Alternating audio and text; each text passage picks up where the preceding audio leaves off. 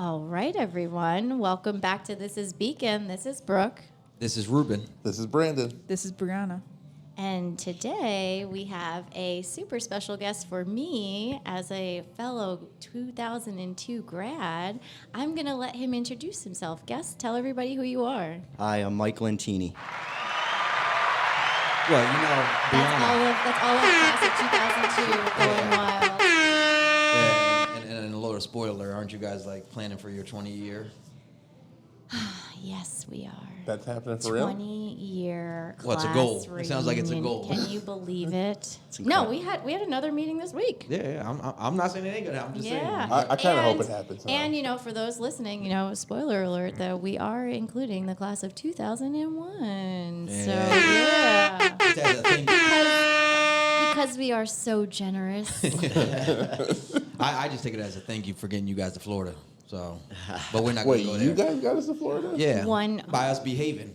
Something we will never live I thought down. Brooke landed. Yeah, I was going gonna say. I feel like we Class got that on our own. president Yeah. All I'm saying is if we would have did, all right.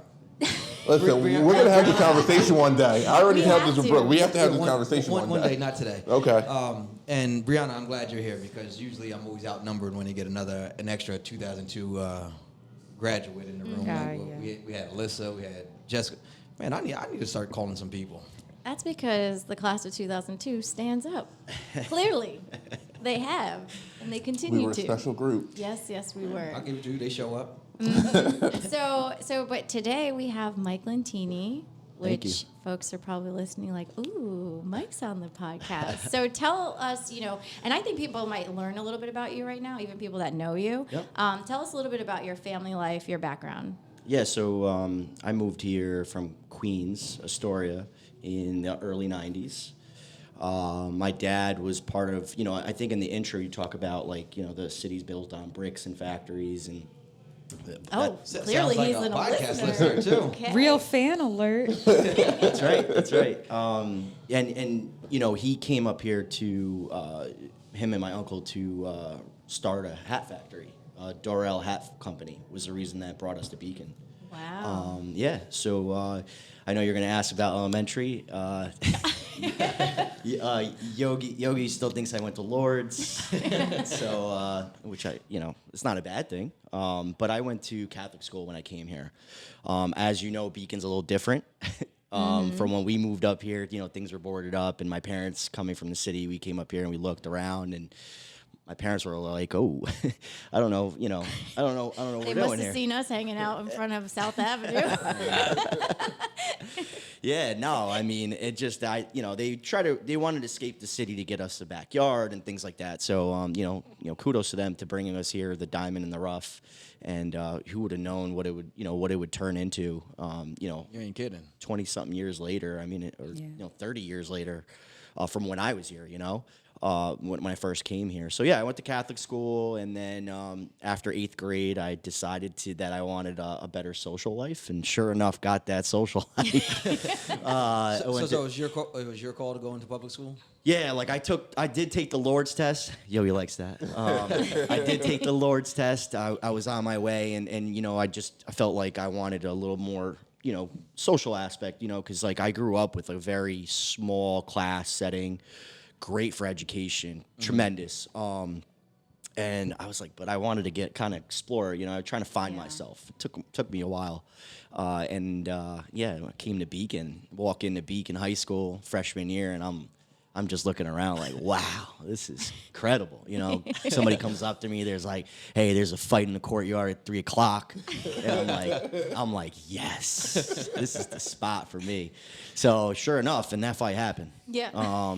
And it was a good one. Beacon's changed, obviously, from then. But that's what brought us up here, and then I started my family here. My wife, I have 3 children. We live in Beacon. We have a Beacon address. I pay fiscal taxes. Oh yeah. You're in that weird. You're in the part that people don't realize. Yeah. Is not Beacon land. Yeah. Yes. What would you call it? Like southeast? I don't. South. Yeah, south. Like the south end heading Because towards it's like Cold it's Spring. almost like in the Fishkill land goes around Yeah. Yeah. the city. Yeah. It's exactly it. but my mom lives in Beacon. She's still the house that we came here, and when we purchased, she still owns that. She still lives here, so she's right in the heart of Beacon. Yeah. And so when you were thinking about like settling down, right? Like, and I don't know how intentional this was, but was it important to you to stay in Beacon? It was, especially like I said earlier, like the diamond in the rough. Now the diamond cracked through. I'm gonna let my kids experience that. I'm gonna live here. You know, how can you not? It's beautiful. Yeah. You know, I thought it was beautiful before. You know, so now it's like It's just like we all did, you know. So when they talk about them stories, I'm like, oh, you know, when Beacon wasn't a great place, I still kind of search for that. Like, what time period are you talking about? Yeah, Yeah, Was it always before something. my generation? And then when they start talking about like the dates, and I'm like, hey, I was around. I didn't know it was a bad thing. yeah. But and with you coming up from Queens, it's not like Beacon was all that you saw. I'm saying you did do a stint down in Georgia. Yep. I remember you try to get out because like we always tell people like you should get out and experience things. But I'm always proud to be like, you know what, I got to go back home and call Beacon home. Oh yeah. So that was early. Do you remember that? Like, do you remember the difference when you were in Queens and then getting up here for the first time? Because I know Brandon talks about his experience quite a bit. Did you have something similar? Yeah, I mean, it just, you know, I remember the walks through, you know, in Queens, the blocks, and going to Queens Center Mall and Macy's with my mom, and that whole like area and how it's just high traffic, and then coming up here and it was just like, You were like, was this like freedom. backyard is mine? It's like freedom. Yeah. Like you had freedom for the first time. yeah, you know, you weren't. I felt like my parents were not on high alert anymore. Yeah.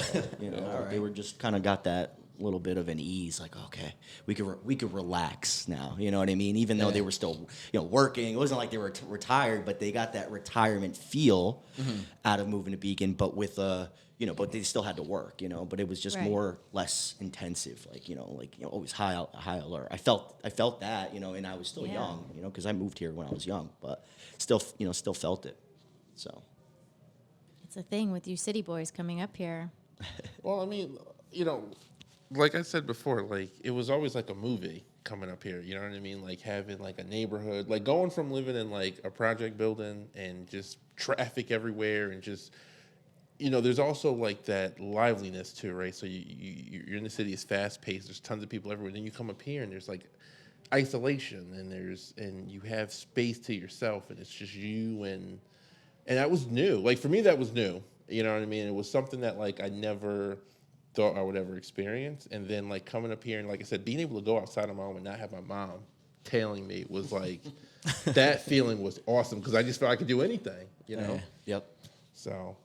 agreed. Yeah. So how's the experience in Beacon today? Because like now it's a different feel from when Yeah, as a you were younger. parent, are you the same with your kids? It's definitely, it's so funny because I feel old now because like, you know, it's like, oh man, I used to ride my bike over. I don't know if now I don't know if I'll let them ride their bikes over there, you know, because now it's city, you know, it's city-like here now. So it's Yeah. like complete. I think just turnaround. logistically, it's different. It's just not the same city anymore. Like, Agreed. there's just, the population is just inherently much larger. So Yeah. yeah, it's kind of a different environment. Like, But I want to give them that feel like that we had where we rode our bikes around. It's like, you know what, just do it, you know, figure it out, go out there, ride your bike, explore Yeah. Beacon, you know. Yeah, you got to be more careful now. There's a ton of traffic. Yep. But yeah, you definitely want to, you know, you want to be able to do that and let them experience that. Yeah. So today we're going to get into all things soccer with you. Okay. But before we do, tell everybody when you're not working, when you're not thinking about, dreaming about, strategizing about all things soccer, what do you do for fun? Like, what do you do in your spare time? Well, I mean, I know you said you had 3 kids, but you know. yeah, so I have spare no, time so I might have be no fun. Yeah, spare time is very limited. I'm always running around from sport to sport. You know, kids playing different sports. But for me specifically, I'm a homebody. I love the Knicks. I'm a diehard Knicks fan. So anytime the Knicks are on, I'll put them on and I'll watch. I'm a huge basketball fan, believe it or not. Even though I know this is all things soccer, but I love basketball. So I'm a huge fan of it. I wish I knew and studied the game as much as I do study the game of soccer. Maybe that's why I enjoy basketball so much more because it's less stressful for me. But being a Knicks fan is stressful. I was just gonna say that. Being a Knicks fan is stressful. But that's fan. It's you getting know? Like, less stressful. It is. Yeah. It We're is. pretty good right now, right? Yeah. Yeah. We were the 4th seed last year, if you follow, and we're 5-3 this year, and we added some players, so that's good. Sound like I'm the coach, right? Yes. I'm a Derrick Rose fan, so I'm glad that he's part of the Knicks. So Yeah. I don't know if I have like a dedicated team. So but just being from New York, I rock with the Knicks. But Yeah. You're homeless. yeah, I was a Michael Jordan fan, so when he left, I left. It's funny because the reason I was introduced to Chipotle is because of Yogi. We went to a Knick game. I know that's funny. That's like Chipotle is just like you're laughing like it's a commercialized. He told me about this like burrito place, like it was the best thing and ever, and it really was. We went to the game. We were like, we're gonna go to Chipotle. I'm like, all right, what is all this all about? And he's like, well, you'll see. It's like the best burrito place because down in DC, I think DC you're. is when I got put onto it. Yeah. And I was just like, I was looking for it. And that was back when it was only in the city. Like, Yeah. Like I used to only get it like when I was going to the city. Yep, exactly. So that was like a big event. Like we were gonna See, go our to kids Chipotle. don't know the struggle. No, Yeah, no. they just I go to ain't. Fishkill. I should make you go further, just so you know. The hop on the train. Know the plight of Chipotle. Yeah, and one of the ironic thing is like, because like I live in Fishkill, so like I'm like right across the street from it. I And you barely don't ever go. go, but when, That's what if I happens. go visit like my college roommates or if I go back down to DC, like it's like my first thought, like I gotta hit up Gotta Chipotle. hit the Chipotle, It's yeah. crazy. The nostalgia, you know.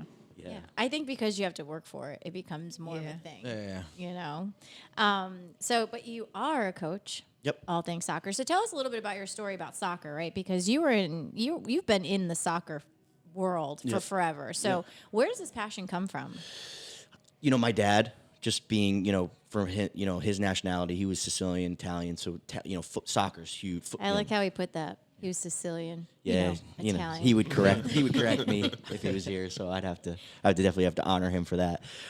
He was a big soccer fan, and so was his side of the family, and then I just got into it, and then I started playing, and the rest was history. I love the game. I love it. It's to me, it's just like a chess match. I enjoy like the whole piece of where to put people and strategizing, and then there's different styles of play. Like America plays different from Europe, and the South Americans play different than the Europeans. Like it's a whole thing, and when they all come together when they're playing, it's like it's like just an incredible chess match that you would just think, hey, it's just you kick the ball into the net.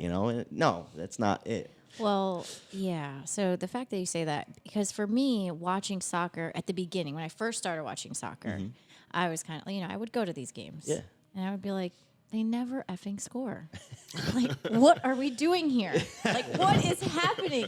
So the fact that you say that about the chess piece, like now it totally makes sense to me, right? Yeah. Like, because there's more going on than just, and there's more important things happening than just scoring the goal.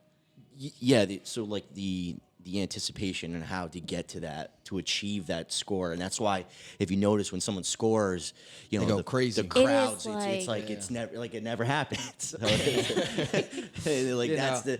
the basketball. It's a lot of scoring back It's like and forth. 130. to Yeah, 100. exactly. You're probably really getting amped up towards that fourth quarter when it's getting tighter. You know what I mean? Because it's a lot of back and It's forth. really to about the score. gap rather than like the actual scoring. Exactly. Yeah, well, I can tell you one thing, just like hanging out with you more, and I'm saying soccer program was big in Beacon for years, and I think we're seeing the fruits of those labors today with the success that like Beacon High is having, the success that your son's having. Your son plays down in the city. Yeah. So like just now like attending these games, like I used to just be like, man, I don't get it, and it's like I want to see the goals, but now just seeing like how it plays out, like you can almost as like a new fan for like where I'm at, you can almost like build up like. It's like gets suspenseful. Like you can start to see like where it's leaning. Like kind of like in football when a team like shifts momentum, and like you can see like if a team is like playing defense a lot and it's like, a score's coming. Like everyone knows it, everyone feels it, and like I'm starting to get that feeling now where it's like, oh yeah, no, that's what I waited for. You know what I'm saying? Like I knew it was coming and it came, and I didn't have that till highly recently, and you probably would agree. Like soccer was big, but it wasn't like how it is today. I agreed. Yeah. So it was big on the national stage, like in the 90s. You knew who Yeah, like when you were playing and you're watching and you're like, guys, I got to get home because there's a game. Like, people were like, where are you going? Yeah. Nobody cared. Yeah, nobody cared. and even more so on the youth level. Like to give you an idea, and Craig Seaman, varsity head coach now, was my coach.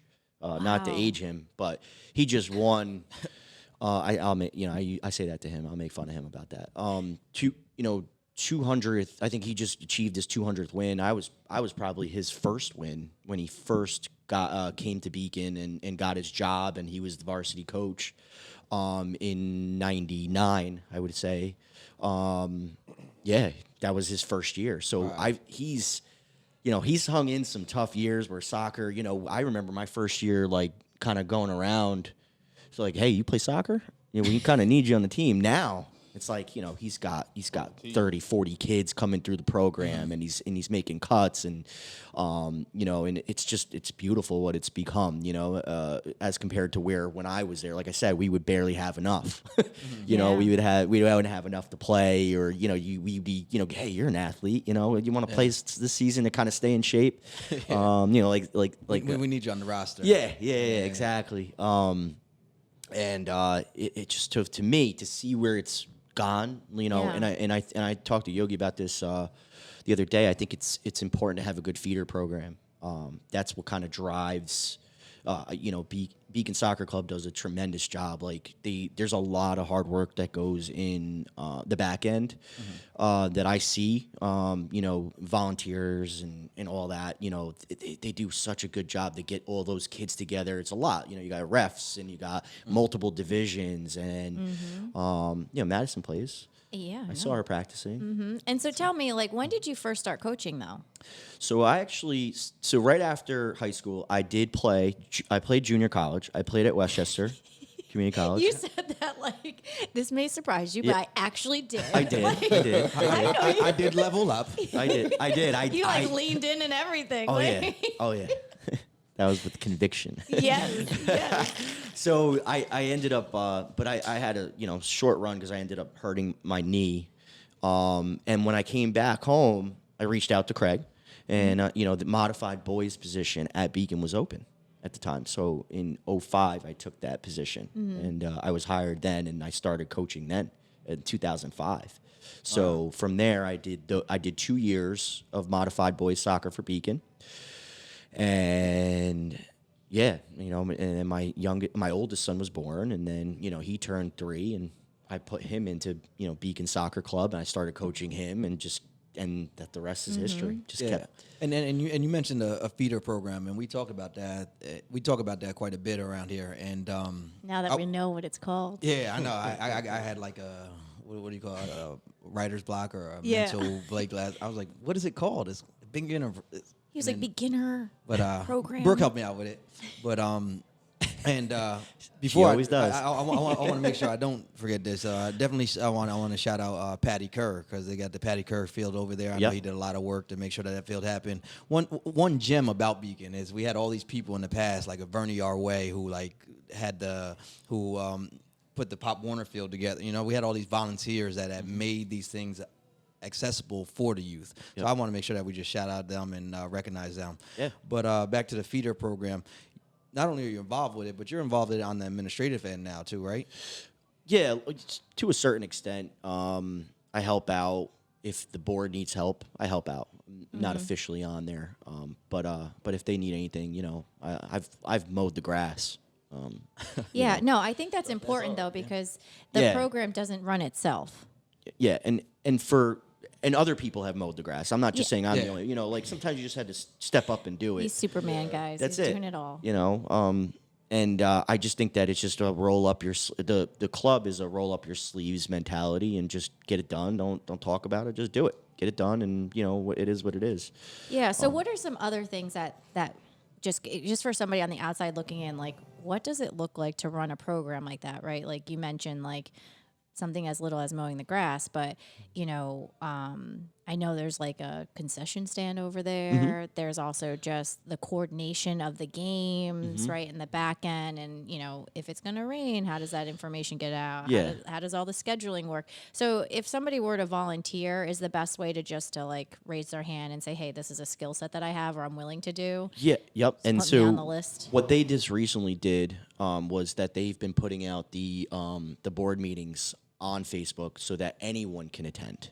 Anyone can jump in and say, hey, I'd like to volunteer. Versus where it was just before, it was just kind of like the board would meet and nobody knew about it, and then then decisions were made and then they would shoot it out, right?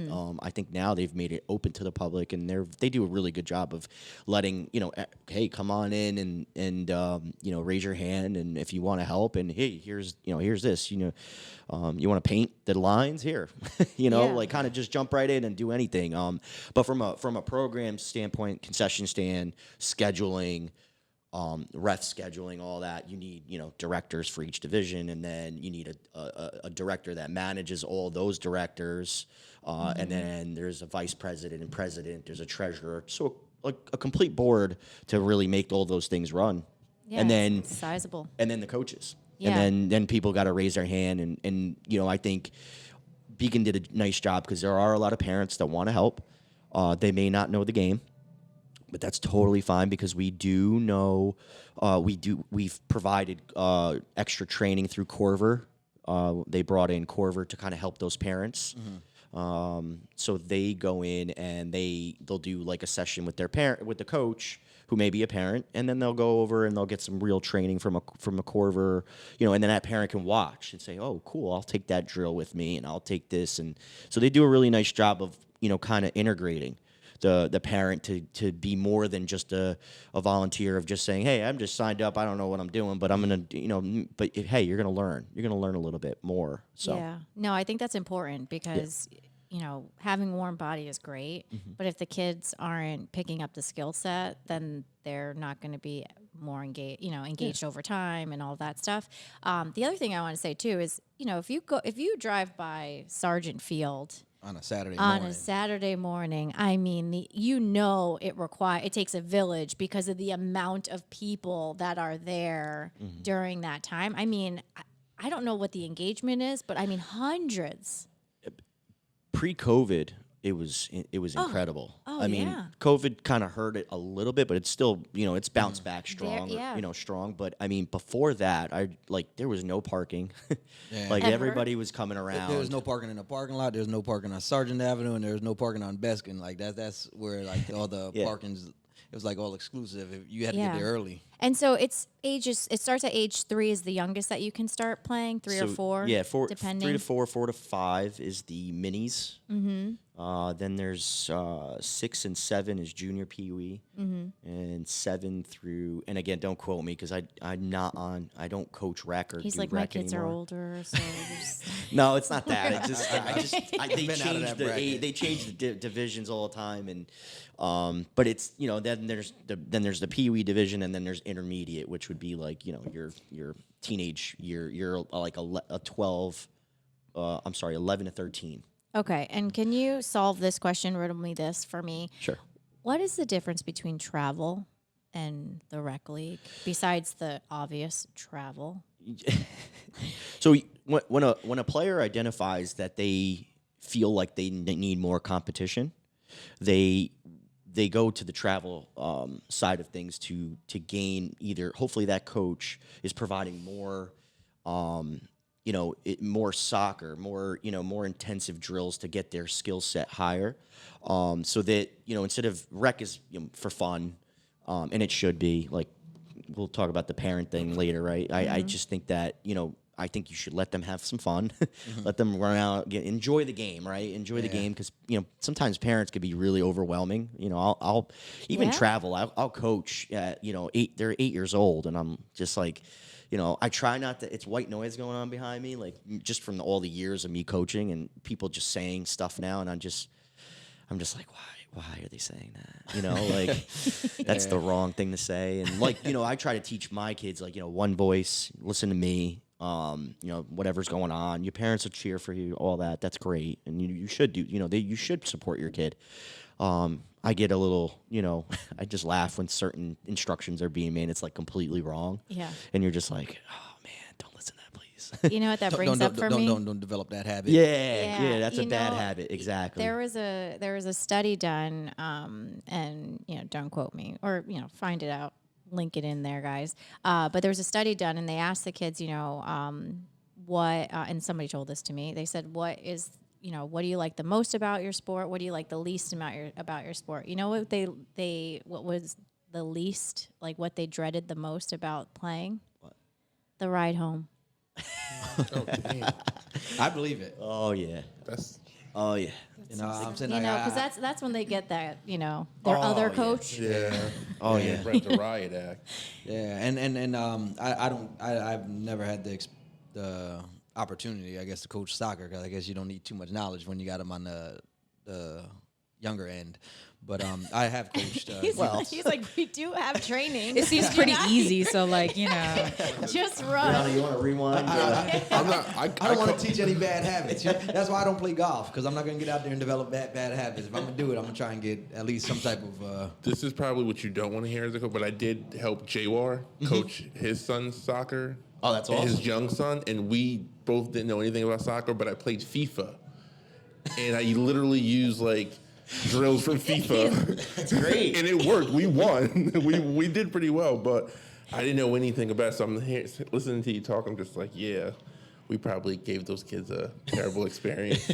But You know what though? You won, right? we did. I'll They tell had you a what. blast. Winning masks a lot of things. Yeah. Winning will mask bad habits.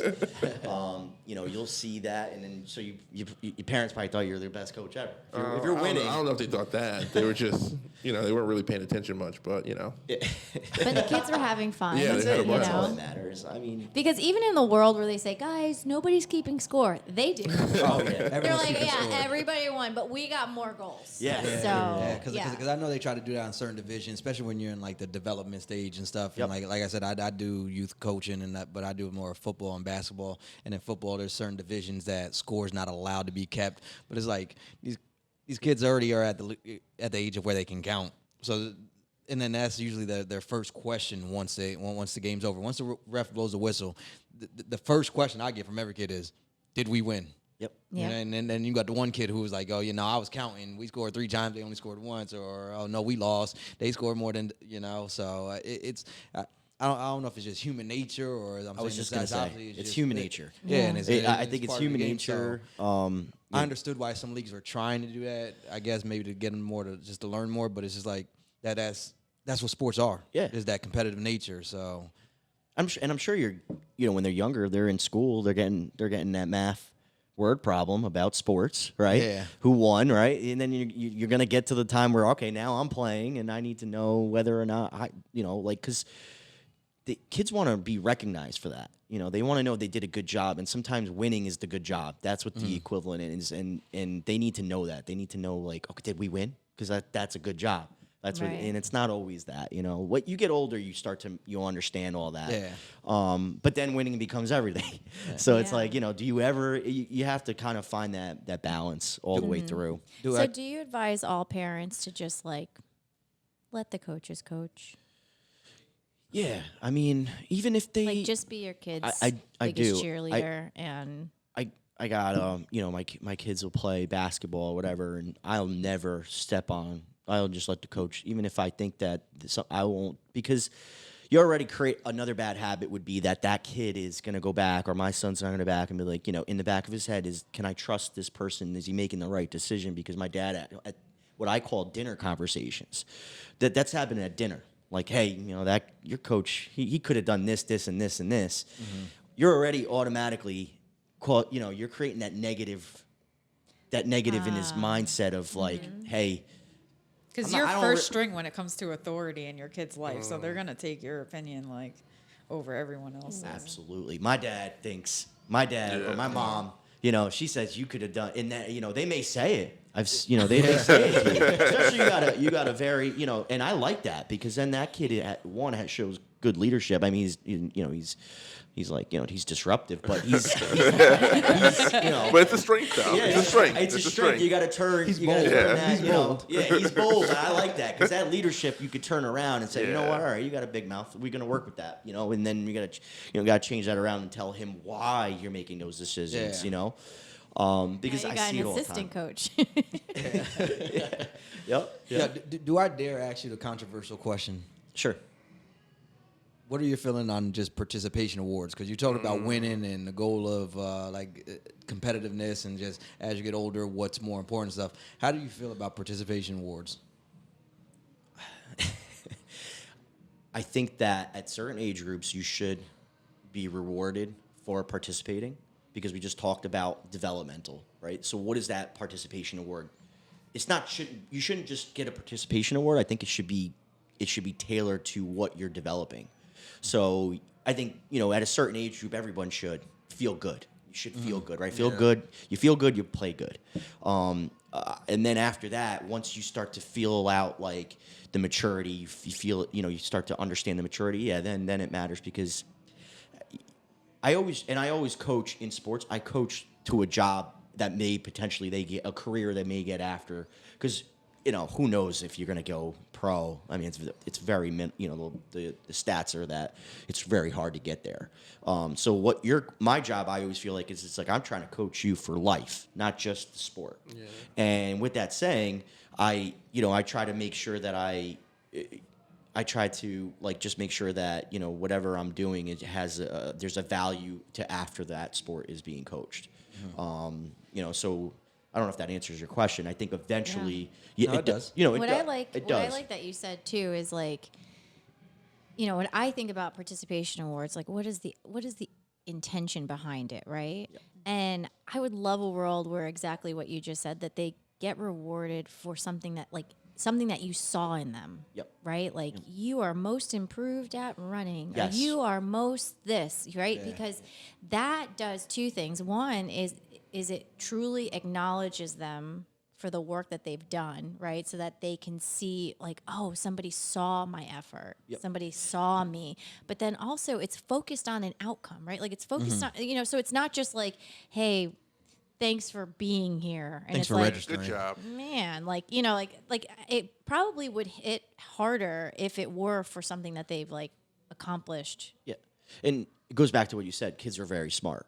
They know if they won. They're counting goals, baskets, or whatever. So if you give them a participation award and they're in last place, they're going to look at you like, we're in last place. What do we get this for? Yeah. They're going to naturally say that. So I do agree what you're saying is also challenges the coach. You're challenging the coach there where if you have 10 kids, hey, you did a great job at, let's go soccer. You were very good on the defensive side. You did a great job of keeping your stamina throughout a game. You were leading goal scorer. You did a great job with your passing. You did a great job with cheering on the bench, supporting your teammates, right? Yeah. And then you got in the game, and then that energy led to you playing better on the field. So it challenges a coach too to kind of watch every single, because we always if we just have that winning mentality, we're only going to focus on our best players. Yeah. We won't focus on the kids that are kind of getting, because then your escape is that I'm going to give them participation trophies, so they'll be all right. That's not good. That's if you, like I said, I think you should tailor it, and it challenges the coaches, and coaches are probably going to watch and listen and oh man, you just made my job harder. I challenge that. Try to make everybody better. See the whole field, see the whole court. Whatever sport you're playing, you should try to pick a spot and reward that person. So, yeah, and I think I agree with a lot of your philosophies. I probably practice. Thanks, Yogi. I probably practice a few of them. Coach too. to coach. Yeah. Yeah, no, I And learned I a think lot that from him, too. leadership, it just translates to real life, right? You're leading a team at your job, everyone needs to deliver on something. You know what I mean? 100%. It's gonna come back on you if you're, allowing people to just, kind of languish and not actually contribute to the larger goal. So I think that just they kind show of up in their career like, oh wait, I don't just get it for participating. yeah. Yeah. I have to add value here. I gotta actually I gotta do my part. What is my part? You're You the know? star player. Everybody else just gets the trophy. Yeah. And I don't like that attitude either. Like you'll get some kids who'll be like, oh, so and so's not making it, we lost. You know what I'm saying? Yeah. That I don't like because like what you're saying. That drives me nuts, by the way. Because that's gonna hurt them long term. Number one, Number two, I think another thing that I value in is I didn't start in straight at a level where winning is what was the common goal. I didn't start on like a school level, a varsity JV type coaching. I've always started and I've always been in rec programs. So it's more like developmental or like some type of registration fee. And there's always been like whatever rules that kids have to get either in football X amount of plays or Beacon Hoops has that infamous sub rule, which I think challenges coaches to the degree and like coaches' heads start to spin. But I also always value that. I started with football. I'm saying you played soccer in high school. I played football in high school. I ended up going to college, so I was fortunate to at least level up myself, And I never felt like I needed to live the dream that maybe I didn't want to go further, but I never felt like I needed to live those dreams through the kids that I coach, and then that's what bothers me about some parents and even some assistant coaches or some parents who want to get involved in coaching. Just like every kid ain't the quarterback, and I got no problem. Like I the closest that I have come is I've coached my nephew, but I didn't treat him no different than I treated any other kid that was. I've coached your nephew too.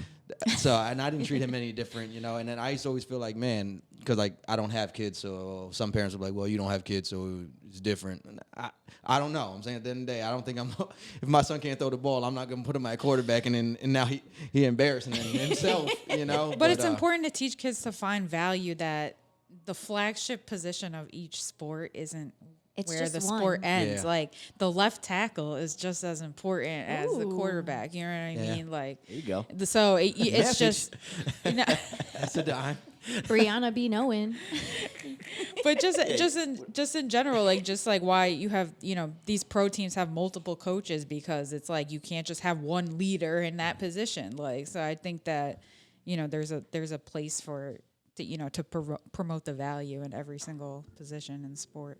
Yeah. That's a great point. Yeah. So parents, first and foremost, respect the position of the coach.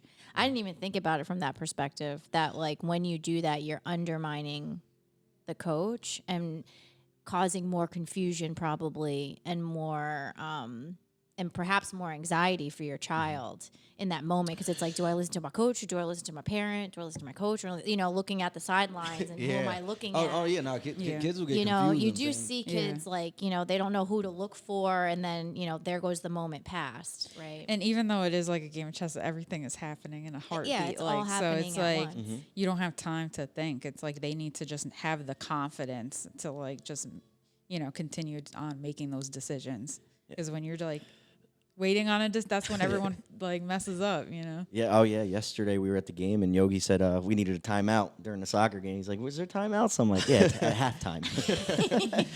They got to figure it out right now for the next 40 minutes. There ain't no timeouts. But I will tell you one thing where parents did bring value when I first started coaching, because I started coaching probably like 20 years ago. So I was basically a young youth myself, and I started with 5 to 7 year olds, and I had like 24 kids, and I'm like just trying to keep their attention span because you're trying to teach them football, so like you have to actually teach them. So coordinated. So and I also didn't know like how much I can like run them without like it was starting to come Is around that like too much? how like when I was a kid they ran us till we passed out, but like today you do that you get in trouble or it's gonna be something criminal, It's a lawsuit.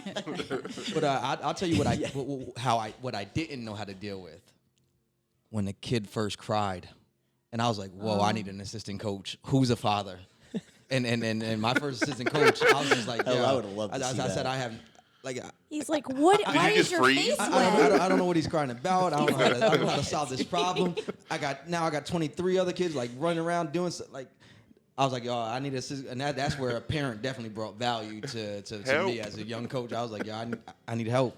you were like, his face is leaking. I don't know why. I know what crying is. Are you sweating over there? I just didn't know why. you were Sweating from your eyeballs. Man, you're working hard, kid. Get out there. You're working real hard out there, sweating from your eyeballs. Yeah, but no, I think there's that you said. You also said let them have fun. I think that's a good one, right? Like, because you know, that's the first question I ask my kid because I just want to make sure that, you know what, like, have fun. Like, anything she does, it doesn't matter. It could be any sport or activity that she does. When the first question I ask her, like, did you have fun? What was your favorite part, right? Like, Great questions. you know, like you want to like really, because I want her to encourage her to know when she's enjoying something, right? And to know that like those are things you gravitate to, you know. And when you get home one day and you're like, you know what, like I don't really, it was okay, you know, and she can then, you know, decide like actually never mind, you know. But having that gauge, I think, is just important. And then, you know, the other thing, I'm just trying to recap what else we said about parents to do. We had the leave the coach. We had the let them have fun. Participation trophies are, you know, up for debate. They are. We'll That leave that you got up to my you. philosophy We'll on leave that that. up to you. And you know, the other thing I wanted to make sure we mentioned too is like, you know, really challenge yourself as a parent. Like, are you really there for your kid and your kid's experience, or are you there for your own experience? Trying to, you know, are you digging into some childhood wounds that you need to go fulfill somewhere else? You know, and you know, maybe you could find a new outlet. Just don't use your kid for that. But you know, also that parents are positive, right? Like parents can be that support system to a team, you know, and they can do things that the coach can't do. Yeah. The other thing too is not to be too harsh, but if let's say, I'll just use little Johnny. Little Johnny, you think that he's gonna, you know, he's aspiring to be a Division I athlete or Division I soccer player, Division I basketball player. Let him go see what that looks like. Like we went to see yesterday, and I said to you know, we watched this kid who's going to play Division I. Couple of kids on those teams between our keeper and these two kids that were, and one kid on Beacon and who could play at that level, and then the two kids on Somers. You see what that looks like, what it takes, what it feels like. It's like that will allow that child to say, "Wow, I need to take my game, or I need to go from here to here." So, and that parent too, that expectation of where, oh well, okay, we got some work to do, and maybe that'll, you know, kind of alleviate some of that like stress and anxiety of where am I, what does it look like, you know what I mean, like what should I do? Go look at it, go see what a Division I soccer player looks like, go look at what you know, a Division I basketball player looks like, and go see go see, even if you have a smaller goal, Division III, go see what that looks like, you know, or you just want to have a good high school career, go follow a good high school athlete, you know what I mean, like that's it, like pick your goal and go see if you can do it. You don't have to like raise the stress level of it. You know what I mean? It's like, and if they have the mentality and the strength and they're there, and you're like, no, they love it. They want to get up and that's all they want to do. Then you should go show them what that looks like. Yeah. And that's like a low cost thing to go do. You know, and it's a great use of your time. You know, we talked about this last week. When you can see it, then you can be it. You know what I mean? Like sometimes they just need that, like, you know, go watch someone else actually play. And then in the back of their mind, it's like, oh no, I'm going to be like them, right? Like I'm going to do it in their way, and like have that in their mindset as they go out and try to achieve their own dreams. Yeah. So I think it's like a great use case to expand their thinking as to what could be. Yeah, absolutely. Yeah. You know, I think that, you know, instead of also going maybe to email a coach and say, hey, what do I got to do? Go email the athlete. What did you do to get there? You know, what was your steps? And then he's going to tell you. That's a pro tip. Yeah, I mean. That is a pro tip, and that's a pro tip that I've received in college from my roommate. He's like, you know what the key is? He's like, find out what you want to do. Find out somebody who's doing it, and ask them how did they get there. Boom. Shout out to Sean Husky for that one. Yeah. Sean's a great guy. Yeah. Well, wow. thank you for sharing all your coaching advice. Yeah. I think it's really good. I mean, I think as a parent, I got something out of it for sure. Because, you know, sometimes as a parent, like, you don't know what the, like, you all right, get them here on time. Okay. Like, what more can I do here? You know, I'm obviously not the parent screaming from the sideline. I'm like on the other end of the spectrum. Like, okay, so we're here now. What? I guess everything. You know, more hands off. So I took a couple cool nuggets out of that. Yeah, I'm not a parent, but like I always think, and like I think I also saw an article because I know a lot of parents like want to start their kids out young if they were passionate about a certain sport, and I'm just big on letting a kid play as many sports as he can because you'll be versatile. You're going to move your body different, and you're going to be exposed to that much more. And then once you get older, then you'll start to identify where you're going to be. But statistically, they said there's no statistics that's proven that the earlier you start, the better of your chances of making like the higher level of a college or the major leagues or any national level. So like when I read that, I was like, you know, that's more. It just helped me on like, oh, you know what, that. Well, there's a variable in there that's uncontrollable, and it's sometimes genetics. Yeah, exactly. You know, and then there's you know, the kid has to have it. There's something in him, heart. You know, like they got to have it in them. You can't teach. You can't if the kid has that part of it, like, oh, I have the heart and I love to do it. Then you can guide him. Like, here's what I think you should do. All right, you're mature enough now to want to do these things. Then you guide him to those things. If they don't have that part of it, you know, then you kind of maybe. I'm not saying just play like just let them have fun and let them figure it out. Yeah. You know, don't go at their pace. Yeah. Yep. And I learned. I mean, because I'm a dad coach. Which I could write a book on that because it's tough. That's a tough hat to switch off. Like you talk about car ride homes, you know, going from dad to coach. You know, my oldest son, you know, he's great, and he got the me learning how to balance those two. He's cruising because he's the youngest one. So now I learned everything. I mean, I don't say a peep on the way home with Luca. Leave it on the field. You made all the mistakes already, and now you're a pro. Oh, my oldest though, he got all the. He was the experiment, right? He got all of it. And he'll tell you, he'll talk at dinner like, "Oh, Dad didn't make you cry. Good for you." You know what I mean? Like, you know, you're lucky or something like that. And for me, it was just more getting the best out of him. Like that was like, and then I had to take a step back and say, okay, you know what? It's becoming a job. You know, if I ask you those questions that you asked, like, you know, did you have fun? What was your favorite part? And it says, you were not my favorite part, or I don't want you part of it. You got to kind of take a step back and be like, all right, I got to let you figure yourself out. Yeah. I let you enjoy the sport. Like I talked to you about earlier, I think that you need to take a break from the sport too and miss it a little bit. Oh, To build that's a good one to touch on, because like now a lot of these sports like all year round, like and that's the thing.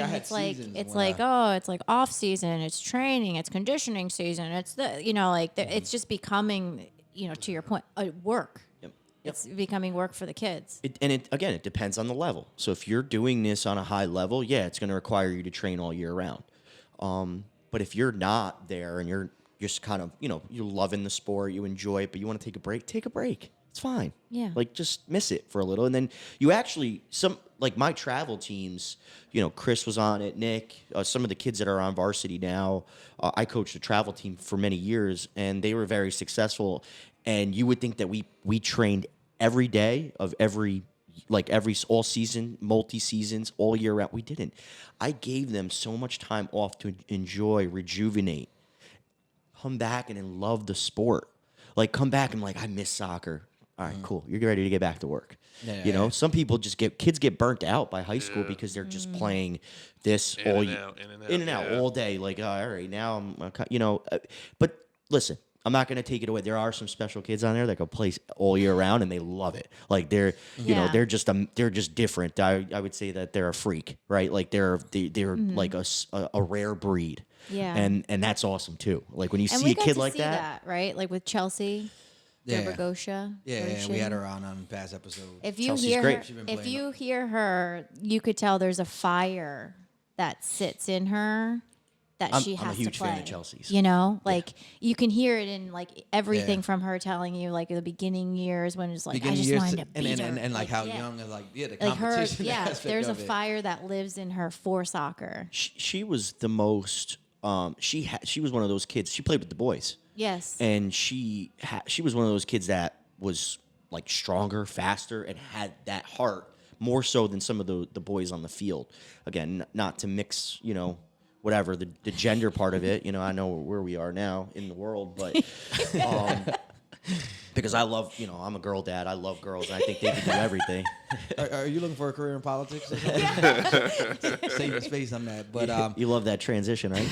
No, it was all jokes aside. Like she was just like you would just tell. Like you look at her, like, oh my god, that girl's so good. That's that factor that you're talking about. That just it's just in them. She always had it. She always had it. And so that's not a kid that you have to encourage to get to the field or why don't you sign up for this next thing? No, she's probably the one bringing it home to say, oh, I want to do this, I want to do this, I want to do this other thing. Yeah.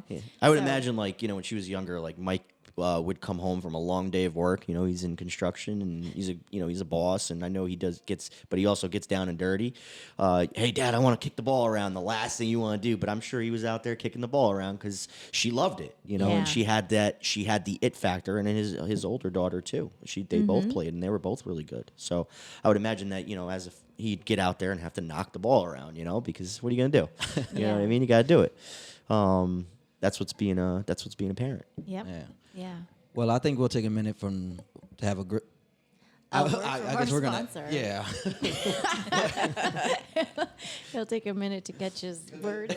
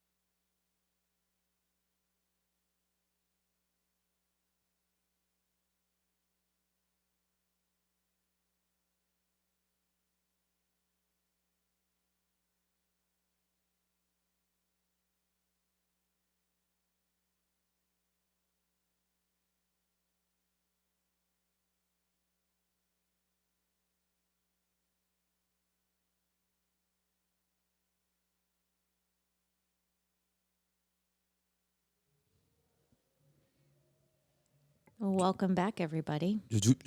Hi. We're going to keep that in there now so they know what you're referring to. But that was a great recap of all things soccer. Thank you, coaches, for having a coach's corner with us. No problem. But Mike, you have a day job. I do. You have like a full-on career. So tell us a bit about it. Yeah, so you're going to think this is really funny, Brooke, because I used to walked into Miss Lucarini's class, right? Mm-hmm.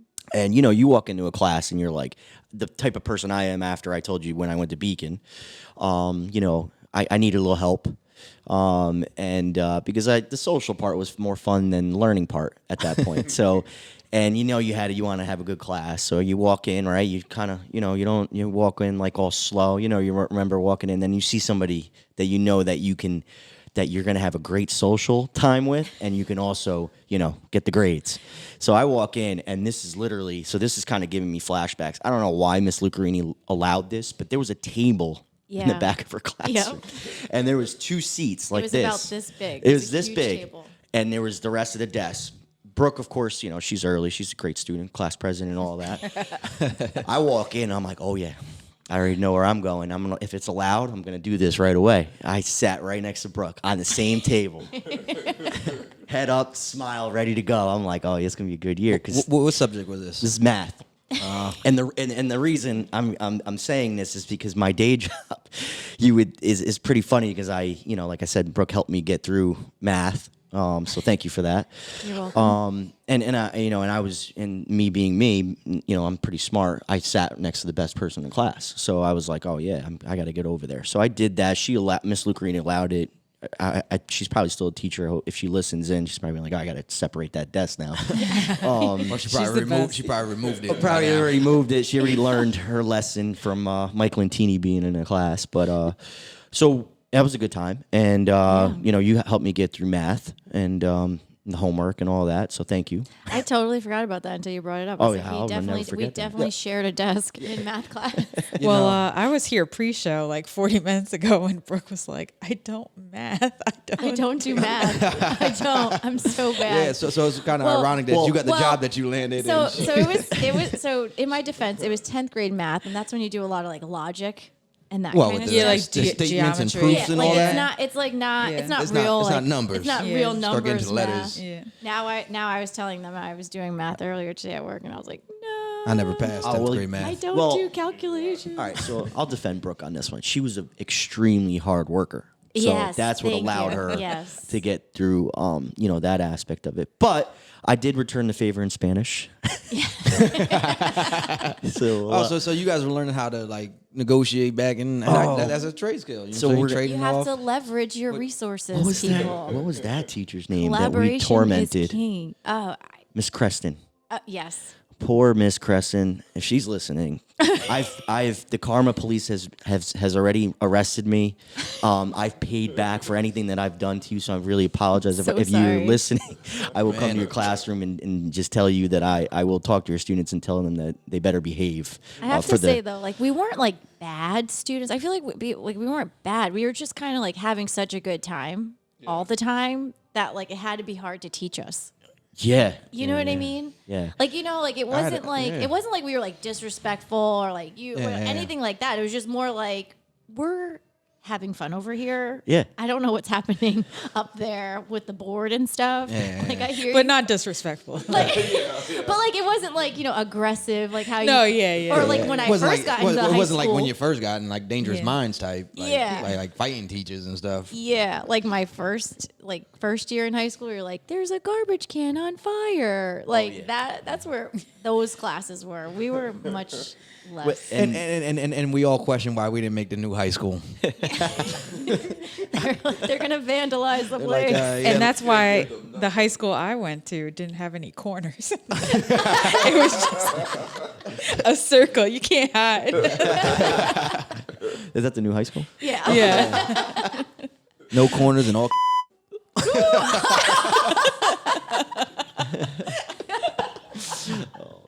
I didn't say Oh my anything God. bad though. I know.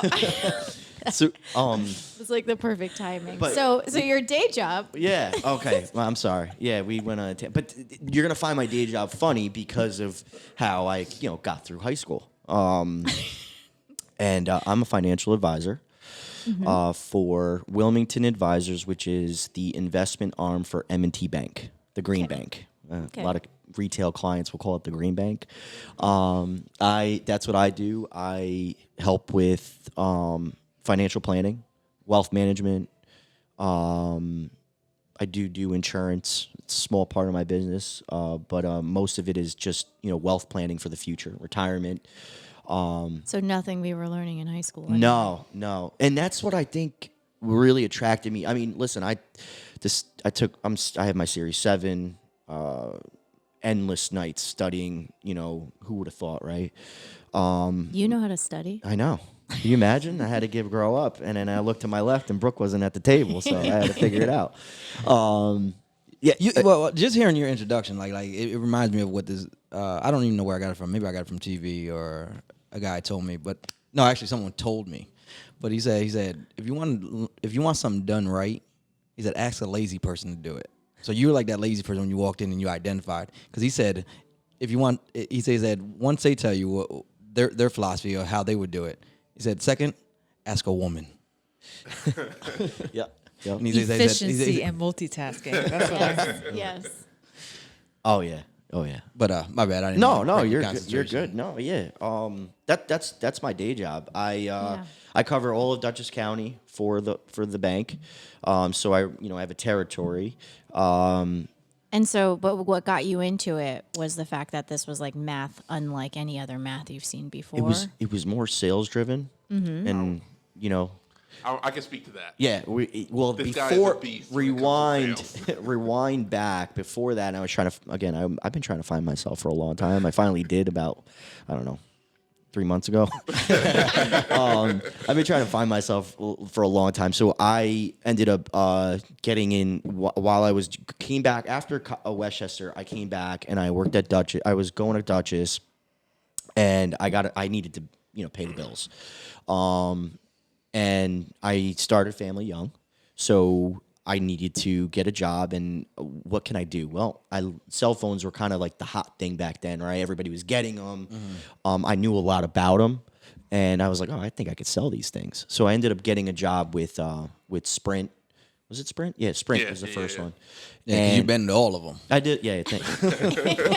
Thanks, Yogi. Good old Yogi always letting me know.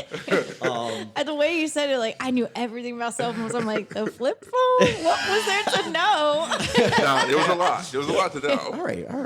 When the camera came out, you had to know how to navigate the camera. He's like, He's really good at Snake. That's the Nokia. That was a very top seller he's because like, of that he's game. like, I know how to manage those minutes. Yeah. Listen, there was a point when if anyone had a cell phone problem, you called this guy. Yeah. He was the connect. Yeah. Oh yeah. We weren't even texting back then. And you know what? To go back to you'll bring it back to Old Beacon and my dad while he came up here. My dad gave a lot of jobs to actual residents of Beacon at the factory, at the hat factory. He employed a lot of people. There wasn't anybody commuting to.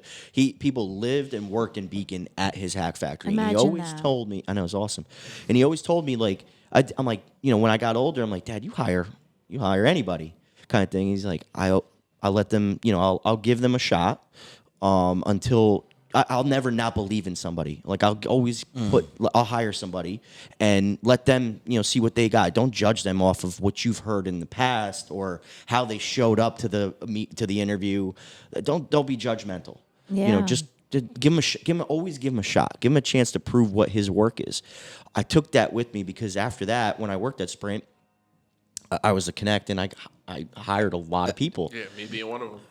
Yeah, I was about to say, like, anybody who's like, yo, man, I just need something new. I'm like, yo, call Mike. He'll get you into a cell phone spot. Yeah. And I probably would have been there if I didn't luck out on certain jobs that I had. And I'm gonna be honest, like when you hired me, like I had no experience, so like it was a straight like shot in the dark, like you just doing me a favor, and it was like one of the best like jobs. Like I had fun at that job. Like we got stuff done, we handled business, but kind of how you guys were saying before when you were in class, like you guys were just having fun being there, and that's how it was like working for this guy. It was just like we came to work, we had fun, we made money. And then we all like kind of like I got to know you more from working with you, and that's when it was just like your work ethic is just like on a whole nother level. Yeah. So and back to like cheating off you and math. I would figure something out, and I would like figure out what the company needed, and like I would just like go hard at that one thing. Like there was obviously other things that we could do, but I would figure out one thing and then just master that, and then and like I would say like here's what you need to do, and we need to do this complete, and it was tough because when you hire friends, that's tough that's 100% true. So that cliche saying like What's don't mix. harder, hiring your friends or coaching your son? That's a great question. That's a great question. So hiring your friends. Yeah, because Because who are you going home to right now? Exactly. But my dad gave me that. Just hey, you don't know anything about, no problem. I'll show you. We'll figure it out together, right? Yeah. Question: Is your dad from Queens or is it, no? He was born in Sicily. He was born in Sicily too. Yeah, and took the boat and everything, Ellis Island, all that. Really? Mm-hmm. That's awesome. Yeah, didn't learn English and still found Beacon. Yeah. Yep. That's the type of rich history that you're only gonna get here on This Is Beacon. But back to our regular scheduled program. No, yeah, he's to have. I think about this. Like, imagine like right now, all of us we're talking about like we're gonna move to another country right now. We don't know the language, but I heard it's the land of opportunity. We're gonna go get a job over there. We're gonna get maybe a couple jobs, and we're gonna try to provide for our family. But we don't know the language. We don't know how we're really gonna get there. We don't have a place to live yet, but we're gonna figure it out. How many people raise their hand and do that? nobody in their right know. mind, but they did that. And at what That's age, incredible. right? Like our great grandfather left Italy at the age of 19 and he never returned, That's it. Yeah, you know? that's crazy. It's crazy to Like think of that. and like no, again, back to, now full circle, no cell phone. No cell You know, phone. no Yeah. like No We have internet. way more. We have way more resources, and I still wouldn't Yeah. do what they did. They had nothing. They were going into something blind, and that's incredible. That's the strength that's built all of us, like here. You know, like where we are now. So Yeah. And then you went from selling cell phones from all of the providers. all I did. Thank you. So I know all of them, and every model of phone, and What about now? Are you still up on it? Do you still follow it a little bit? I'm just an iPhone guy now. No, I don't know anything about like the now like my age is starting to catch up to me with like all the tech. There's so much tech now, like it's incredible. Like plus you knew when a new phone was coming out. Not to get into my first job before this job, but just not to go back to it. But No, you're fine. there was like we knew when a phone was going to Yeah. drop, Yeah, right? there's a build-up There was to the it. anticipation of it, and like you already had pre-sales. Now it's like a new phone drops every week. You know, And it's a car payment. yeah. You can lease phones now. Like, oh no, you just put this down. You're gonna pay this monthly. Like what? Yeah, no, and I'm already paying for the service monthly. yeah. So being and now with me being a financial advisor, I would probably advise you not to lease your phone. I would not. The other side of the table. Right. Yeah. So not the poster child of lending. So like, I would say save your dollars, save Yeah. save for the And future. so did that really like inform you when you said I'm going to make this or graduate? It was more like a graduation, like a gradual process because it's more sales driven. Sales driven, And then- career stability, and I wanted to go back, finish my degree, which I worked for J.P. Morgan Chase first, and they paid for my college. Nice. Yeah. So, What I love about that is that you didn't have the traditional path. nope. Right. Nope. And I think quite often folks think that the path has to look a certain way. Otherwise, I'm doomed, and you're showcasing that there's a ladder here, right? Like nothing you've been through goes wasted, right? Like you can take those skills that you learn in one and continue to level up or to allow that to pour into your next chapter. Absolutely. What I will say though is that the cycle that you're supposed to follow is a lot easier than the way that I did it. But because it takes a lot of strength, a lot of mental to get through it.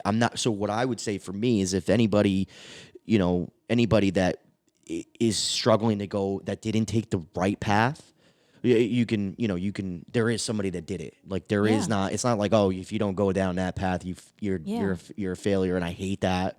I hate that, Yogi and I talk about like people start to respect you after you accomplish something. Mm-hmm. You always have to accomplish something. It's always an accomplishment. What did you do? What are you doing to earn respect? What qualifies your respect? Right, exactly. It's annoying. But you do have to, you have to be strong. And if you don't go down that path, the right path, right, I guess, then there's still a way to get it done. Yeah. So tell me about your journey though, because I'm curious. Like when you were sitting down, you're like, I have to study and I have to do this and I have to do this whole thing, and I'm a parent already. I got all these things, all this pressure, right? What was it that you told yourself that got you, gave you the courage to even try? My family. My family because when it came to where I was studying for those exams, that was like, you're gonna get fired if you don't get it's like, you're gonna have to this is gonna put food on the table. So like the sense of urgency increased. I had to, dial in, get out, all these distractions had to get out of the table. You had to study, you had to figure that out because that was your way of, getting there. And it was extremely hard. Study, you can ask my wife, like she lived it. Like she was the rock behind it. I give her a lot of credit because, I was moody. And I'll be honest. It's long hours till midnight. Then you have to go to work in the morning. up early to study for the test, tons of practice exams to get through it. So going back to doing it the right way, if I would have done it pre that, sure. If I'm like a kid, I'm like, I got all the time in the world. I get right through this. But doing it from where I did it, it really was a different push come to shove, survival. Yeah. It's a fight or flight and all that stuff that you learn, and that stuff is real. And so when that came up, I was like, okay, I got to get this done. This is for my family. It's not even for me. It's bigger than me. So for anybody that's going through the non-traditional path, I'd always welcome. And then there are, and like they'll ask me like, it's not you're easy. an example, right? Like you're a living, breathing example, and it's not easy. But there's a lot of things that aren't easy. Being broke isn't easy. Yeah. Right. Trying to figure that one out. Right. How much brain power are you going to put to like robbing Peter to pay Paul? Right. Like that's not. Everything requires work, but starting from the fact that it is possible. Right. Like you, Mike Lentini, you did it. You started out cheating in math class, and you did it, right? Thanks, right. So it's like amazing. It's a great story for people to hear because I think what I've come across quite often is like if you didn't do it the right way, then it's not even possible. Don't even try. It doesn't happen to people like me. I think people are right? intimidated by trying to do those like large things while carrying the weight of an adult life. Like there's, that's just like a weight that you don't have while you're in high school or college. Like you're free of that weight so that you can dedicate yourself to something that's going to consume your life. So then to do both at the same time, it's just, people are really intimidated by that because they feel maxed out in their current life. Yeah. And it's probably true today, just the way I am. I know I overloaded my plate like my mid-20s and early 30s, but like I took things off my plate, and like when I think about like how I structure like what I'm gonna do or what I'm gonna put my mind to, I actually think back to like my youth, like from high school into college, and I used to applaud people, and like my sister is one of them.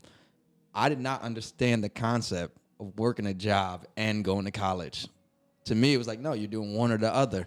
And then like when it got to the point where it's like, oh no, now I done chose a school, and now all them bills start coming in, how much the semester is, and I'm like, yo, you're not. I'm supposed to pay that later. And it's like some bills were coming in now. I wasn't living on campus anymore. So now you got rent, where it's like, that has nothing to do with the school. You know what I'm saying? So how are you gonna eat? Because you ain't got no meal plan, and they ain't letting you in the cafeteria. So like when people would talk about like working and go to school, I can only imagine not working and going to school, but now having a family on top of it, like where you were. So I definitely applaud you and commend the effort that had to go through you, because that would have overwhelmed me. And I'll tell you right now, I don't even think when you get in a situation, you don't know what you're going to do. But I know that's probably just a situation that I wouldn't wish on nobody, and I definitely couldn't see myself in it. It tests your survival mode. It just tests it. And I'll tell you, I was ready to give up. Yeah. Like it puts you in the in the pits, and you have to really be like, I'm not rolling over and dying. Like I'm better than this. Find a way. Walk into Miss Lucarini's class and look for Brooke. Like figure it out. Figure out a way. We're all smart. We're not book smart or whatever, but human beings naturally survive things through, as you see now in the last, what we've been going through. And, it's just a tough, like that's, and again, to all the people that lost their lives, it's really sad, but we've, as humans, kind of getting through it, in the light. I think the light, it's at the end of the tunnel. Yeah. Yeah. What you bringing up? Did you see anything in your professional world that the pandemic hit? Like now where people like not able to save as much as they were, or like people are living on the edge, or like have the dollars like looking different. Obviously, the interest rates are definitely different. Yeah. So the pandemic actually, that reset allowed people to sit back and get more educated on financial literacy. So, as I hear way more kids now, high school kids talking about it, college early, Dogecoin, Bitcoin. They're asking questions about stocks and things that we never really talked about so people are sitting back. Plus, it's the iPhone and the whatever other Android, the smartphones that have like the applications to allow you to invest dollars, and you're there, and kids are able to do that now. I think it's amazing. Yeah. Because kids now, I hope that they ask the right questions, because you can put yourself in danger, because there is things, if you don't know what you're doing, you will lose all your money, right? Or may not invest in the right things. But I think that what it's opened up is that they're asking right questions now. And some kids, some older generation say these kids don't know, all they do is they're on their phone all day long. I disagree. Yeah, they're These tapped kids, in. They know. What's they're going on. they're very intelligent, and it's scary how intelligent they're going to be. So I think that that's amazing what they do. Yeah. Yeah, because they're in their phone all day long. Like, they go outside, maybe some don't as much as others, but we played video games. Yep. We did it, and then we went outside. We definitely went outside more than this generation, but I just do think that let's not call them, stupid, or what are they going to do? They're not going to be able to talk to anybody. They're fine. They're Yeah. fine. They're I fine. think communication's more nuanced now than it was because of No, technology. they speak in emoji. Yeah, yeah, yeah. It is. They're It more- is like a language. It's creative. It's very creative. And they're using their brains in other ways. I think, so for me, I look at it as like, these kids are really, really smart. Yeah. And the kids that are creating the crypto are young. The coders, like the people, if you look at their, like, where it starts, like, these kids, like, it's incredible. It's incredible. Yeah. Just to see where the world is going in that. So, And so then, just in your work and day to day, like, what is it that you love the most about what you do? Like, is it the math? it's coaching. That's keeping No, you I hate there? the math, Or is because it- I use the back office MIT graduates Yeah. to give me the math part. Like, hey, Yeah. can you just send me that prospectus or whatever and tell me how this fund's doing or whatever, right? They do all the math, and I just sell it. Yeah. I learn the ins and outs of it, and I, present to why a stock should be purchased, a bond, or, why you should put this in your portfolio, why, at what age. It's really, really simple. It's age, risk tolerance, time horizon. Those are the three aspects. And of so it's what I'm hearing from you is just the interaction with people. coaching. Coaching, yeah. You're coaching. So it just fit right. Then now I'm just coaching adults into financial literacy, and because you'll be amazed. Like, you'll get someone who, like, let's say you get a client referral, and you look at it, and you're looking at the case, right? We call them cases. Doctor, blah, blah, blah. I'm like, well, what does he need my help? The guy should be smart as can be. Walks in, doesn't have a clue, because his expertise is the medical field. Yeah. He doesn't know anything about. Like, you would think, like, you have all this money, and you don't know what you're doing. Right. Come on. You didn't read that extra chapter when you were in 10, 15 years of in school? Like, no, they didn't, because they were focusing on the Right. human body or whatever so there is. And that's what gives you a job. Exactly. Yeah. That's why That's people why like you specialists exist. Yeah, specialists. the specialization of it. Yeah. And that's what I love, is that I can have conversations with people, because I've always, not going down the traditional path. You're always trying to, you want to make sure that doctor knows what you went through to get there, why you're sophisticated, why you're educated in what you're doing, because they may look at you and say, well, why are you, you look kind of young or whatever. Not now, but, when I first started. Why should I? Mike's not victim of being told he looks young. He was actually told he looked like the dad of a 20-year-old quite recently. So But We won't talk about that. If you notice, I shaved for the show. as soon as she said that, as soon as that comment was made, he said, I booked "When I get- I booked when I get my home." barber appointment. As soon as I was in Dominican Republic, and I went on, because now you can book your, just so you know, you can book your barber appointment on my app. So I booked it right away. I was like, oh, that's the last time that's being said to me. Let me ask you this: what is like one piece of like underrated financial advice, like something that a lot of people sleep on that you would tell anyone? Credit. People don't understand their credit, their Okay. credit scores, how Yeah. it works. Make sure you're savvy on and understand and research how your credit score is dissected. And that's like, I don't deal with that. I'm just giving you one aspect of like just true finance. I think that people, and where it's going, because credit is everything. It's really like it's your number that like your livelihood and what you can get a job. And Yeah. you just, if I can give any young kid, don't ruin your credit. Right. Just make sure you do do right. If you need advice, make sure you go to a bank and then tell you how to establish good credit. Right. I would say that's one piece that I would say. Don't over leverage yourself. Assets minus liabilities equal net worth. Very simple. People always think you got to make millions of dollars, right, to be happy. But if you're spending millions of dollars, you're in the red. Yeah. So if you can, I know people that make $50,000 a year. They spend $2 and they make their net 48. They're happiest people on earth. I know people that make $300,000 a year and they're negative $200,000 because they've overextended. They're living outside their means. And you would think that they make $300,000 a year. Like, what's wrong with you? Nope, they've overextended themselves, and sometimes it's not their fault. There are things we'll get into that too. Like, I think that people now with the older generation save, and I have this argument with them.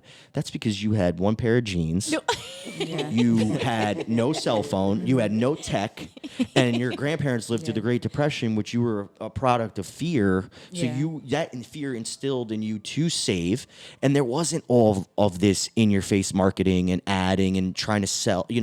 Mark Zuckerberg. Right. Of course. So of course you're, it's harder now. Yeah. So I get it, but you just have to try to be disciplined is my thing. Just try to that's it. Like, that's the equation. I got teacher friends, I got all sorts of friends. What's the secret? I think that's it. Like, just make sure your liabilities are low. When it comes time to your income being lower, that's where it should be. Like, your liabilities should just, be lower as well. And by liabilities, you just mean like things that you have like on credit or like debt. Yeah, like debt. Like your debt to car income payments, ratio. student loan debt, Okay. mortgages. Man, feel sorry for them people out there with student loan debt. I know. Hashtag done with that. Hashtag go the untraditional route and have a company pay for it. That too.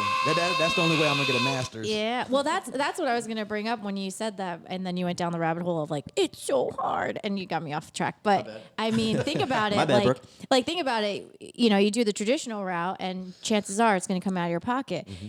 You did the untraditional path, and look at that gem on the other side. You had somebody else pay for your education. I told you, I walk into a classroom and see how I can benefit from that. Yeah, and and I guess that's also a point to folks that are out there too. Check your company benefits, because I did see even Walmart now is paying for college for all of their employees. Amazon. Yep. I mean, Target. Definitely leverage your resources. Definitely check in Make with me go your get a HR. part-time joint. Yeah, I mean, if the benefits are there, right? A lot of benefits go just untapped, right? Because people are too focused on the day job. Like, don't let your don't let the day job get in the way of you building your career, right? Yep. Like, don't do that. So, take the time to learn. Yeah, and then and even Target too. There's a lot of companies that are just opening this up. Yeah, it's incredible. I mean, where were you before I spent over $100,000? That'd be great. But but you get some sort of small self-fulfilling burn. satisfaction, right? That you went that route and you paid it off. There's a gift in adversity, people. Okay, Yeah. I'll tell you. Boom. I'll tell you, because the gift that I had is the fact that particularly when it comes to paying, talking about finances, right? I had to figure out how am I going to pay this. Mm-hmm.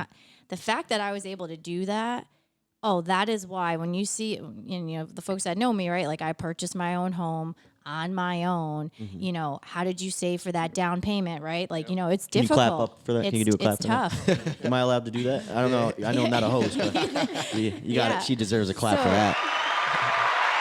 But that is the thing, right? It's because you learn that muscle of like, what does it look like to pay this down, right? And now I've taken those same principles and I've applied that to saving up for my down payment and now paying off my home, right? It's the same principles, right? Like, now all of a sudden you're reading through these sheets and you're like, oh, these are the same words that were in my student loan debt, right?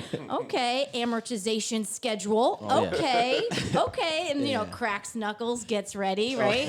So that's the gift of adversity, is that like now, I wasn't, the new kid on the block when it came to my mortgage, because I already paid off a mortgage called my student loan.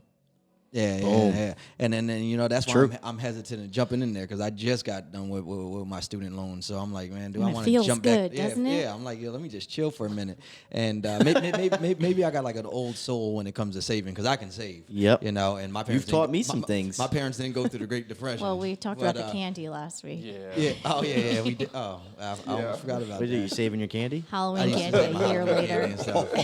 Yeah. And then, Make sure my kids don't go to your house. oh no, this is when I was No, a his kid. own. My own candy when I used to go out there for that. And I I had thought to you were throw it handing out a year-old candy because it's on sale. No. But I'll tell you one thing that also like made me take accountability for my responsibility of taking out those loans. I got to give a shout out to my Uncle Joe. My Uncle Joe was the co-signer. So every time I wasn't making those payments and There's a financial sending it to deferment, tip for you. I was getting a phone call from him. co-signer. So like it made me buckle down and be like, yo, you know what? All right, if this is mandatory. This is a mandatory bill. Yep. You know, I can't let another phone call come from Uncle Joe about this. I'm saying now it's time that I got to buckle down and start learning. And I'm saying, and I just started learning a little bit more of how to budget. You know what I'm saying? How to live in that means and stuff. So Yeah, so for our generation, if you guys are following, there was a burden either way. The right path exactly. You know? That's that is shackled Message you, right there. That's right? huge. Right? Or a huge message, yes. the unbeaten path, right? Like you had your own struggles, but I think at the end of the day, we can all say that we stand tall on the other side of this. Yeah. Yeah. Right? I'm still here. And like you said, you just found yourself 3 months ago. I think going through something like that, whatever that struggle is for you, going through that, the one thing on the other side of it, what you're built up, like made for, what you're built up. You can really say, you know what, like I absent, being in the space of who am I going to be if that challenge shows up, right? You could say who you want to be, right? Yep. But when you're in it, it's like you are met with that mirror and you can see what you're truly built of, and you can really get to the other side of that and look back and say, oh no, I know who I am and I know what I'm capable of. Which is like that's something that nobody can hand you that. A book isn't going to hand you that. Yeah. You know. But book don't handle life experiences. Right. Yeah. But so that's the gift of adversity, folks. Yeah. That was huge, and that's true, and it allows you to once you get to the other side, you said you can try to conquer a lot of other things. Like you have the strength and the courage to say, okay, well, if I did that, I can do that. Now, I would imagine that it's okay to fail too, and learn from it. You have to. Oh, Yeah. that is a part of the journey. Yeah, like Yeah. the whole Michael Jordan quote when he said, "I succeed because I fail." Yeah. Or my failures is why I succeed. That hit me at a young age. I'm saying when I think I even had the poster hanging in my room. Yeah. I'm saying because at first I was like, that don't make no sense. How you fail now? You succeed. It's a contradiction. You know what I'm saying? But when you All I do is win. but I was win, a no matter fan. what. So like he said something, I had to sit down and be like, yo, why did he say I'm that? better than Jordan. No, This negative. guy's always failing. Like you get in bed at night and just look at the poster like, I know, you just brought a whole different. I'm not walking into class and sitting next to Jordan. You're failing. Yeah, another thing that I find dangerous right now, I'm saying with the technology and stuff, and people could definitely get lost with, especially with companies like Amazon. Like I refuse to save my credit card on company websites and stuff. And even when I'm browsing my wife's Amazon, I'm like, yo, hold up. Did I buy something? Like you can easily the just be buy like, oh, you now know what? button, yeah. You almost be like, yo, I need that, or you know what I'm saying? And not really. And I'm like, to me, everything adds up. So it's like, do I have something over here? I'm saying the way I save is no, I need to already have the money, and then if I feel like spending it, then I will. That's how, and it took me years to get there. I'm saying, but I already had the foundation of not being a spender, But Yep. And when I went on my first vacation, when I came home and everything was paid for, I was like, yo, this is one of the best feelings in the world. Not to be like, you know what, my check's gonna pay off that credit card, because something always comes up. Yeah. That's just a pro tip about life. Something always comes up. Yeah, well, we'll see if you have children. Yeah. We'll come back and we'll circle back and see how good that is. But yeah. I'm saying if you guys are good at saving and closing everything, I'm saying make sure you hoard all that stuff right now. I've been When looking do they for want to that. start doing stuff? Activities, activities Yeah. they start to get pricey. Yeah. Activities are costly for sure. But the other thing, what I like that what you're sharing with us is that, especially when it comes to finances, is that, it's the basics. There is no magic formula here, people. Yep. Yeah. It's just You got A coming in, you can't spend double A. yeah. And so for those folks that have anxiety around like, oh, I don't know that thing about finance. It's so it's much more, and definitely in 2021, to get the information, to get the learning, it's so much more accessible than ever before. Absolutely. You've got YouTube, you've got how many podcasts. I mean, literally everybody is there to tell you what you can and should be doing. And, now more than ever, there's no excuse. It's literally free. And the content is so digestible too. Like, I just remember being a kid and my mom would be like, go get the encyclopedia so you can write your essay. And I would be like, all right. V is for volcano. Paperback? Nah, I had the Britannica. You Okay. know? All right. Hard copy. Was the hard? That's the hard copy. The only thing I know about Hardcover. encyclopedia is how many times we had to move them from apartment to apartment. I'm like, yo, why do we even have these books? Like, Nobody opened them. we Ever. Well, I did open mine. I opened the R's. It's like, I guess I gotta open up the R's. You would. But it's like, you why- would. And you looked up yourself and it was like a cured meat product sandwich. thought I was famous. Look, I'm in the encyclopedia. That's great. But back to your point about things being accessible, and but I think what also throws off some people who like are still like not even in the digital world, not looking up things on the internet, is you get a bad rap with like the whole what is it, Bernie Madoff. I'm saying with like some people getting cheated out of their money. Yeah, that was a Ponzi scheme. So it's all about, I'm saying, even trusting the people that they're talking to, because like obviously he wasn't a financial advisor, or was he? He ran his own investment firm and he had financial advisors under him that were working for him doing that kind of stuff. So So when a story like that goes out and like Oh yeah. But he had So high. it's that fear. He was handling institutional money, which was big money. So like institutional money would be like the Mets would have their pool of funds and they would send it to him and he would invest it, and he was just sending them back like, yeah, you put in $1 million, piece you're of worth paper. $2 million, and meanwhile they were worth $5 million, and they were losing money, but they were just I guess he was falsifying those records. Yes. So my role. I will say, if I don't come out as a coach, if I don't set the expectation early of who I am, what I do, the planning part of it, you do come off of like, you're going to take my money, you're going to put it in the market, stock market, and you're going to lose it. And I don't want to do that. So if you're not, that's like the I guess the ignorance of not knowing true financial literacy, of like understanding where, how to do that the right way. Yeah. Then you're going to lose. That's when you inflict, harm on yourself by doing it, but not doing it. But also not doing it will inflict harm, because you're not, not keeping up with inflation and all that stuff. Yeah. You proud of me? I know that word. I know. You're not getting, if you're keeping your money in a bank at that 0.01%. Yeah. Like, Or some of the that's old people that's still definitely doing it in not their keeping- mattress, or that's not that's keeping up even with worse. inflation. You're seeing everything go up right now, and that's going to continue for the foreseeable future, at least. So when you're wondering why your grocery bill just keeps going up, but you're not getting more groceries, it's because of inflation. And that's what you're talking about when it's like you've got to do something with your money so that your money can keep pace, at least pace, with maintaining a lifestyle. Absolutely. Purchasing power erosion. You proud of me on that one? Oh my gosh, he has really studied. Thank you. Appreciate Yeah. it. I always look, since I cheated, I want to make sure Brooke knows that I can. Now, got something she out of let that. me out into the real world, and now I got my big boy He pants. survived. So what's on the horizon for you?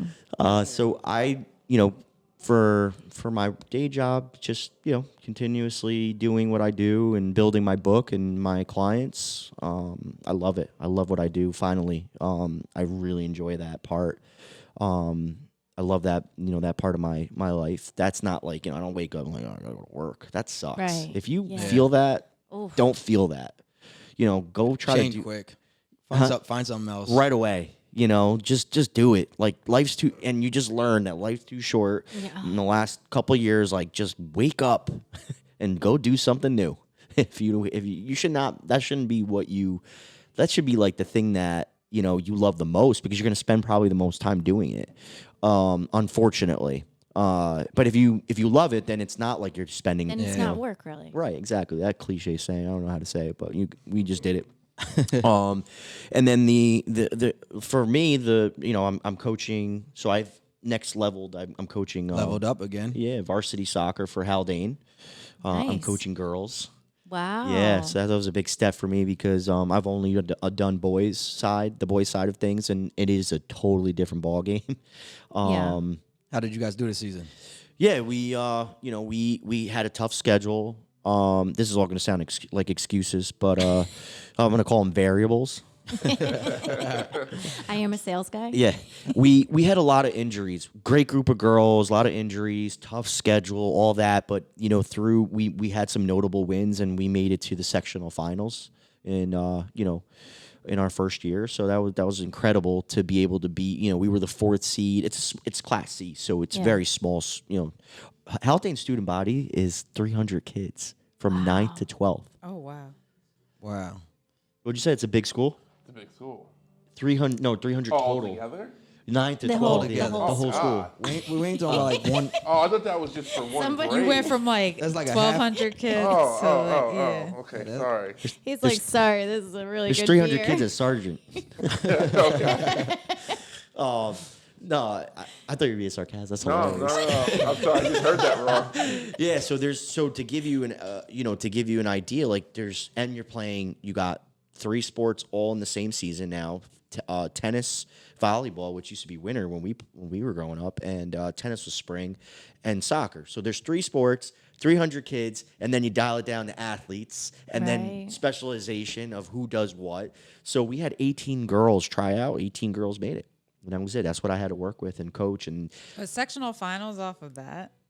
yeah, Like, first year. that's Yeah, we actually knocked off the 1 seed to get into the finals, but Oh, we wow. lost in the finals. Oh, you get a couple of those. Yeah. Shout out That's to really the. good. Shout out to the. Definitely Yogi's podcast. So we have that. We have that sound effect. We don't have other like basic ones. We didn't have a drum roll last week. Yeah, we I don't was have a like, drum- how we got Yeah, DMX? DMX. Don't have a drum roll. Yeah, But shout out, You know- shout out to the Haldane varsity girls soccer team. Yeah, Yeah. congratulations. 7 minutes down the road from my house, and I leveled up. I interviewed. I got the job. It was definitely above but I love it. That's it was awesome. exactly what I needed, and to take my game to the next level. And it's small enough to make mistakes, big enough to something that I've never done. Yeah. So it was a good entry point to maybe, because now you know me now, like I'm goal oriented. So now what's the next step for me? What do I want to do? I want to maybe coach a bigger school now. You know, that may be the down on the horizon. You know, but I got to have some success. Still at Haldane. So for me, getting to the finals, that's cool. But like Kobe would say, rest in peace. Job's not done. Yeah. Job's not done. Got to No, win it. that's awesome. I like that. You've dropped a lot of gems tonight. Thank you. Yeah. We might need you to just come back and just have a Coach's corner. coach's corner or just a Yeah, Coach Yogi and Coach Coach Mike. Yeah. But- It's funny because I don't talk. I know you walked in here. You're like, I'm shy. I was like, says who? Yeah, no, I am. I Have you really met am. Like, you? And he's all up on the table, I like on the know. mic. He's like, I'll tell you another thing. yeah. hey, you got me going now. I'm loose. But You love people. I do. You love helping people. I love it. You love expanding and stretching and growing. I mean, yeah. Yeah, that's You it. are a coach in your heart. That's really what it boils down to, and I love it. Yeah, he's even agreed to come to Tuesday night talks with Coach Yogi and spread some of that financial knowledge to the younger kids, to the yeah. youth. Oh, yeah. So we're looking awesome. forward to him on November 17th. Yeah, if people want 16th, I to rip a page. Which one's that Tuesday? Oh, man. Look at these guys. Calendar. Can we get the calendar? 16th. Thank you. 16th Okay, on Tuesday? Okay. Sorry, I just try to now with everything going on, and I got my pocket planner. I didn't bring it. So He's Is still it on not? analog. oh my god. oh, yeah. See, that's what Paper? I'm saying. Yes. Yeah. It's a pocket Go calendar. back to the old cell phone days. Brandon, let's go back to the old cell phone days and sell Yogi on there is a planner. Yeah, I know, but I haven't upgraded my data, so like all my clouds. Like every time every time I go into an app, it says go to your settings. You need more storage. So I'm like, My damn cloud keep messing up. It's my clouds. Those clouds. Damn clouds, they need to let up some of that rain out. That's why I keep a pocket calendar. But I know why. I know why you haven't extended your storage plan because you have to pay for it. Oh my god. all those apps That's don't work. like money in the mattress. That You is. haven't extended the storage plan because you have to pay for it.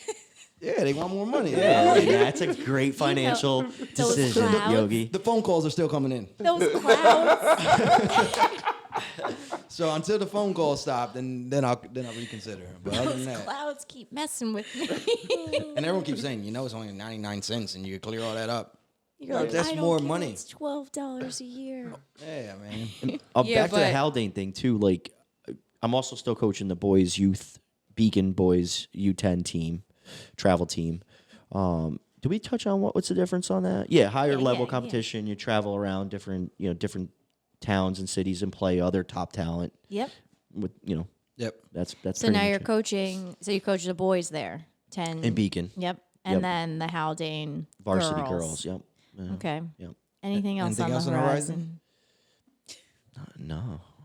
Did I miss? You guys know Traveling something in about me? 2022? You're having another kid. Why is that always? Tina just texted in. I don't. Oh, you even got the Just noise. Talk about a long-term financial commitment. Oh man! So we just got a new dog. Nice. Yeah, and because I'm a Knicks fan, I have Oakley, Charles Oakley, one of the most dominant players in the '90s, as you know, and John Starks. We named him Starks, the little guy. nice. It's a French bulldog. So that is our new child. Nice. Because my wife is starting to have, I think she's bored and having kid fever in the Hey, morph. man. Yeah. So you'll be pets- training. Pets come with high Oh, no. responsibility, too. That's her dog. Oh, okay. I get to name them, but I'm done. Okay. Yeah, you wanted the dog, you gotta. I'll help. I walk the dog and I'll feed the dog, but all that right now, the potty training stuff. Whoo, Yeah, I'm not it's dealing work. with that. Yeah. So So before you get out of here, though, sure. Since you're because an ad- because you dropped it earlier as a gem, Mm-hmm. if people want to get in touch with you, what's the best way for them to do that? iPhone. You can get in contact with me via email. Okay. Lentini.michael@icloud.com. He's in the clouds. He's in I the am. cloud, yeah. I'm in the clouds, and then my work email is m.lentini. If you have a financial question or if you have any concerns with that, m.lentini, LENTINI @wilmingtonadvisors.com. Cool. Those are we my- could put it in the show notes too. Yeah. But I just figured, you said, just reach out to that person, and then here you are. Yeah. You're that person. you You want- might be that person. I don't know if I want to put my phone number out there. No, I No, wouldn't. no. You don't have any socials or stuff? Yeah, you got. Ain't you back on Facebook now? Yeah, You yeah. want I'm on people to Facebook. DM you Yeah, on Facebook. Michael Lentini. Yeah, there you go. Yep. Yeah, Kept it simple. That's enough. Yeah. Or they can, or they can Now email you us. said you're on Fishkill land. Where's your house? No, I'm just kidding. Well, thank you for stopping by. This was a lot of fun. Yeah, and Absolutely. and since Thanks you're, for having since you're a religious listener, right? Yeah. You already know what the final question should be. He's just getting older by the minute. Brandon, you want to ask me your final question? I think he should know it. Sure, you got it. So we here at I Am Beacon, don't worry about it. I'll fix it in post. We here at I Am Beacon, we like to refer to ourselves as the Avengers of the city, a group of special individuals who come together for the betterment of this community.